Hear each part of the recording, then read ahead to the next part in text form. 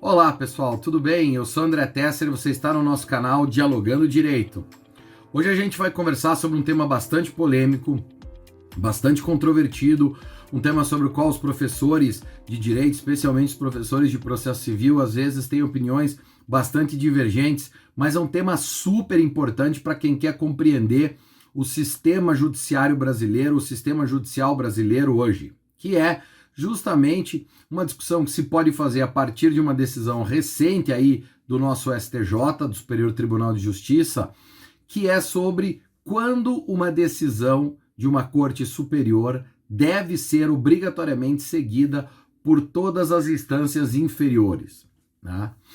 Eu queria começar dizendo sobre esse tema que a coisa mais importante que a gente tem para lembrar disso é que o sistema judiciário brasileiro, e aqui a gente está falando da justiça civil, mas isso também se aplica a outros ramos da justiça no Brasil, ele é estruturado de forma hierárquica, né? Existe uma hierarquia, existe, portanto, aí graus, né, de hierarquia vertical, né, nesse caso, sobre órgãos jurisdicionais, sobre instâncias judiciais que apreciam um determinado caso.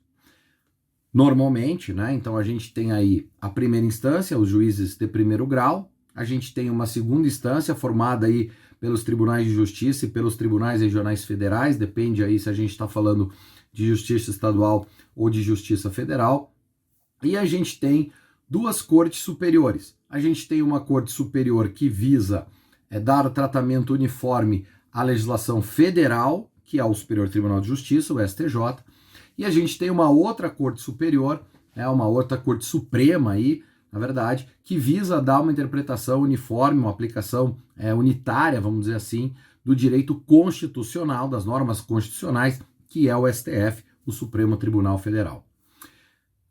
Eu queria pegar um ponto e discutir uma decisão super recente e que tem dado bastante discussão, que é a decisão do STJ que reconheceu que o rol de procedimentos da ANS, da Agência Nacional de Saúde, é um rol taxativo e que, portanto, para que seja autorizada uma medida judicial, para que seja determinada uma medida judicial autorizando um procedimento fora da listagem previamente prevista nesse rol de procedimentos da ANS, seria preciso aí estabelecer algumas regras excepcionais.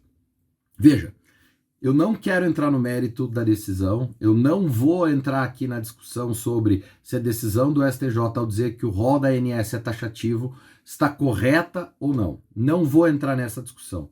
O meu ponto aqui de discussão com vocês é justamente se essa decisão do STJ deve ser observada por todas as instâncias judiciais no Brasil. Ou seja, se um juiz de primeiro grau da comarca mais longínqua do STF, um juiz de primeiro grau de uma cidadezinha do interior qualquer do Brasil, pode decidir de forma diferente aquela que o STJ determinou, que o STJ estabeleceu no julgamento desse recurso aí, o julgamento desse caso relativo à taxatividade ou não do rol de procedimentos da ANS. Vejam só. O sistema processual brasileiro, né, ele é moldado a partir dessa estrutura hierárquica que a gente conversou, e ele estabelece algumas regras, especialmente no Código de Processo Civil, de situações de casos que são julgados pelas Cortes Supremas, tanto pelo STF quanto pelo STJ, e que nesses casos, em tese pelo menos, devem ser obrigatoriamente seguidos por todas as instâncias judiciais brasileiras. Certo? Por todos os órgãos jurisdicionais, Brasil afora. São exemplos dessa obrigatoriedade aqueles casos em que o julgamento do caso recebe um carimbo de caso repetido. De tantos casos que tem assim, no Brasil, espalhados discutindo determinada questão, o STJ ou o STF, dependendo se trata de questão federal ou constitucional, coloca um carimbo nessa questão e julga essa questão como um julgamento de caso repetido. E aí decide do jeito A ou do jeito B, e todos, segundo o Código de Processo Civil, todos os demais juízes devem seguir essa orientação.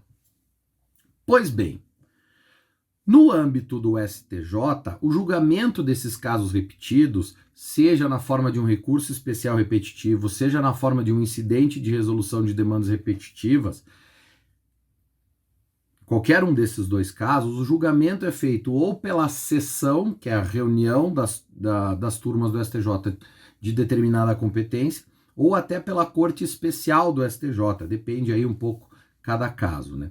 E aí, então, os ministros do STJ que compõem essas sessões, ou que compõem a sessão, né, ou que compõem a corte especial, se reúnem e decidem. E daí, se o caso tiver esse carimbo de recurso repetitivo, a decisão que o STJ tomar tem que ser respeitada por todos os demais órgãos jurisdicionais brasileiros. Pois bem, para a gente ficar num exemplo, uma determinada sessão do STJ, né, e a gente pode pegar esse caso da ANS, por exemplo, é formada por 9 ministros. Foram 9 ministros que participaram do julgamento deste caso da ANS, certo? Nesses casos em que há, entre aspas, um carimbo, né, de que aquele é um caso repetido, não interessa por qual placar e por se houve muita divergência ou não nos votos.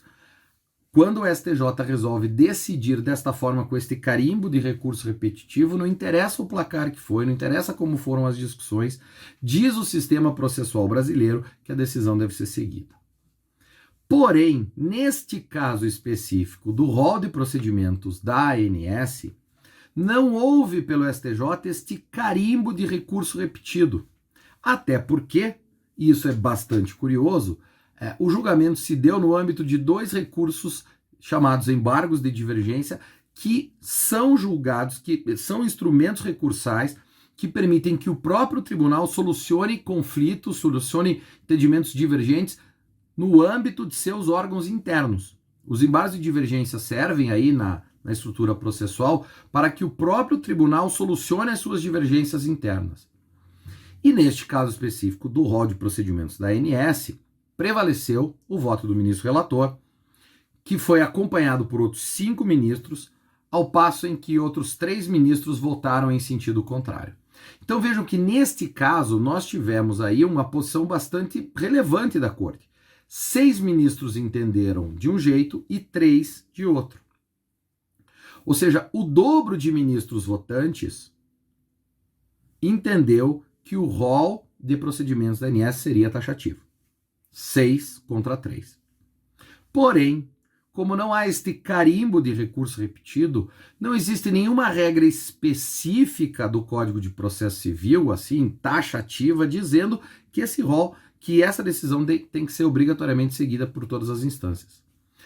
Agora, vamos lá. Faz sentido que uma decisão tão importante como essa, que uma decisão tomada pelo dobro dos ministros votantes não deva ser observada pelos órgãos jurisdicionais brasileiros num julgamento de um embargo de divergência, de um recurso que existe para solucionar divergências internas no âmbito do próprio STJ, e especialmente pelo STJ, que é, de acordo com a própria Constituição brasileira, o órgão jurisdicional que tem a atribuição de garantir uniformidade e unidade na aplicação do direito federal.